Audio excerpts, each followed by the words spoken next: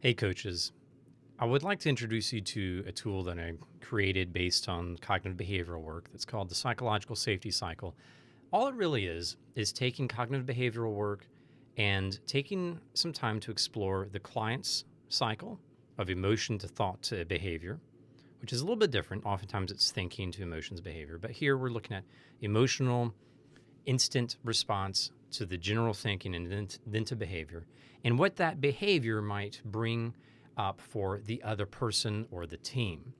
So it's taking cognitive behavioral work of thinking, emotions, behaviors, and creating a bit of a diamond of a cycle on both sides. Now, when we consider this kind of tool, it's always so important to avoid any kind of mind reading. The first triangle is designed to help create self-awareness exploration, and the second triangle is meant to help create some empathetic exploration. We want the client to consider what might they be thinking, what might they be feeling. If you were in their shoes, would you be experiencing, to create that empathetic awareness. Now, with that being said, let's dig into when you would get into this resource, and if a leader, for instance, feels safe with their own experience, safe with their own approach. They think that they are really solid and confident, which is often going to be the case with someone who's mid-level manager up to executives, where they're well experienced and they feel great, but now they're sensing or getting some feedback that's contradicting their confidence. How might we be able to help them have a better, more holistic view of how their approach might be impacting others? And so let's take a look at some of these cases, some reasons why we might want to offer this. If the leader has been provided, or the individual, the client, has been provided some direct feedback, low performance evaluation where the team doesn't feel comfortable sharing bad news or feedback.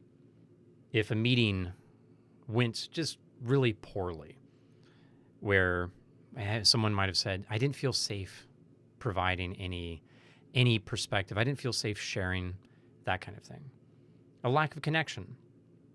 After intentionally trying our best to reach out to the team and say, hey, I'd love to check in with you, see how things are going on a personal level. This is that idea of interpersonal connection, no agenda meetings, just coffee chats, checking in, but there's no response, or the people who are showing up to these, the team members who are showing up to these, they aren't really engaged, and the outcome that you want, or that the leader, the client wants, isn't really being attained.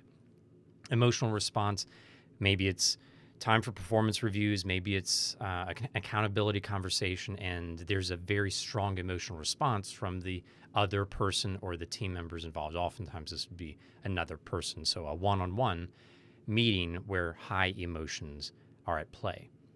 All of these kind of events and agendas pop up, and when a client is not very aware of themselves, or they're extra confident in themselves and they're not really sure why this person is responding the way they are, it can be valuable to take a big step back, look at the client's cycle for themselves, and then what impact that cycle might have on the others. I'm not going to read all of these questions, but I do want to highlight some of them and the overall way the framework works. And keep in mind, all of the questions that I ask can be asked in the present tense or the past tense. If you're wanting to debrief a recent conversation, we can go in the past tense. If we want to consider an upcoming conversation and the role play that we've just done, or the preparation for the conversation or meeting we're doing, and then we can run this in the present tense. So let's start with the client's perspective, the client's cycle. We first look at the emotions. What did they feel? What do they feel when the conversation begins? What thoughts go through their mind in that moment, or did go in through their mind in the moment? And then what did they do in response? We can look at the physiological response, their tone, their body language. What words do they speak? How do they speak differently in that moment in comparison to other moments, and so on? And then we move over to the other side. And here we want to, oftentimes before you make any jump in a tool or resource like this, it can be valuable to say, hey, what are you noticing as you look at this first part? Would you be okay if we go to the next part? I think it's valuable to go through both parts, but just going through the top cycle can often create some good awareness. That's often the case with a framework like this. So make sure to capture that learning with an open question. What are you noticing? So now we go to the second part, which is the others, the other person, the team's perspective, their cycle. What might they feel, or what might they have felt? What impacts might those emotions have had on their thinking and their behaviors? Then what impact might these thoughts have had on the way they responded during the meeting, the words that they spoke, the tone that they had? How might these thoughts or emotions have shown up on their facial expressions, and so on? So we're just taking a moment. Again, we want to use the language of might. We want to use the language of, we're empathetically considering. If you were in their shoes for a moment, considering what it would have been like to see your behavior and your body language, what emotions might have gone through your mind if you were in their shoes, and so on. So stretching the empathetic muscles for a moment, and then stepping back into this final section of reflection. So what impact would their behaviors had, or would their behaviors have if you were to continue the conversations? If you were to, if we're looking at a previous conversation, what impact did their behavior have on the way you carried the conversation forward, or the rest of the conversation? What are you learning from this exercise as a whole? I think that's important to do at every pause, pretty much. If you gave a name to this type of cycle, what would it be? This is a nice way to do some naming, capture that name for future reference, and to be able to refer to that version of a psychological safety cycle versus, and that might be the unsafe cycle, versus what we really want to have happen. What would you want the cycle to become? And here's where you can co-design. You can look at each of the sections and redesign it. What emotions would you want to experience? What would you want to remind yourself of in the beginning of the conversation? In what way would you want to show up with your body language, of your tone and the words that you speak, and so on? And then when you go to the other side, the empathetic response, it's more of the ideal. How would you like them to respond, knowing that we cannot rely on their change in order to move forward developmentally, but it's good to check in on what they'd like to have happen. How do you see our work of coaching supporting your growth here? And then we can also do some reflection based on 1 to 10, 1 to 7, 1 to 5, scoring of what they expect or what they experienced. How would you rate the clarity of your overall message that you had, or as you reflect on this entire cycle, how would you rate the current clarity of the message?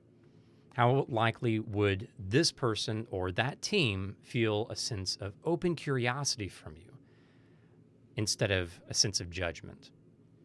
On a 1 to 10 scale, how well do you believe you're conveying trust towards the individual or towards the team? So 10 being, yes, my leader, this person, the client essentially, they trust me fully, versus 1, I don't think they trust me at all. And how likely would this person see this challenging conversation as a win? So this person here is the individual, the other person, or the team. How well would they perceive the client's conversation with them as a win, a mutually beneficial experience? All of this is meant to stimulate overall awareness of the potential cycles that the client is getting into with other people. And the goal is not to necessarily say something has to change. We just want to create awareness of what might be happening. And then from that, we help the client explore what they want to do afterwards. With any tool like this, it is so important for the client not to be driven by the coach to fix a certain part of the cycle. For instance, after having done this work, they might feel as if it's not really worth trying to fix because the other individuals or the team's response, that particular team's response, is just a bit over the top and they don't feel it's justified. So they feel like their values are being met with their current approach and they're not going to change that current approach. That's fine. So what are you taking away from this experience? However, oftentimes, after doing this kind of exercise, there will be some sort of shift, and we can support the desired shift using other resources and frameworks that we've picked up through the entire corporate coach training. I hope this is helpful. I do encourage you to test this out, and I hope you continue to grow in your ability to create psychological safety with your clients so they can provide a space of trust and open curiosity with their individuals, direct reports, their peers, and their teams. Thank you for coaching.